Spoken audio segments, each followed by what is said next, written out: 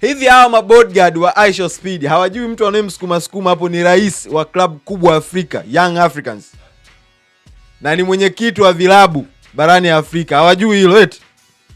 Anyway, Engineer Hersi ni moja kati ya watu ambao wanajua sana kujiposition kwenye maeneo muhimu. Anajua sana kujiweka kwenye sehemu ambazo anahisi inaweza ikamsaidia kwenye career yake, kwenye maisha yake. Ni kama Diamond Platnumz, kuna kipindi fulani aliwahi kusema yeye haoni ajabu kumshobokea mtu ambaye anahisi anaweza kaongeza kitu kwenye maisha yake. Yaani akimwona mtu ana umuhimu kwenye career yake, kwenye maisha yake, yani atamshobokea. Hajali mtaongea nini, mtasema nini, lakini yeye atamshobokea ili apate kitu ambacho anakihitaji.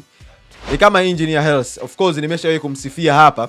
Ni moja kati ya viongozi ambao wanajua nini maana ya kiongozi. Wanajua ni kitu gani wakifanye na ni muda gani wanatakiwa kufanya hicho kitu.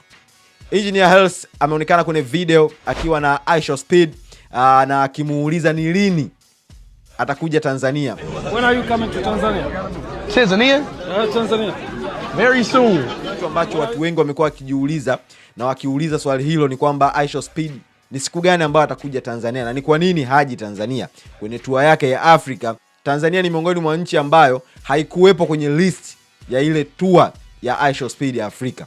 Engineer Hersi kakutana naye, kachukua selfie, kamuuliza ni lini utakuja Tanzania, na Ishow Speed kamjibu very soon.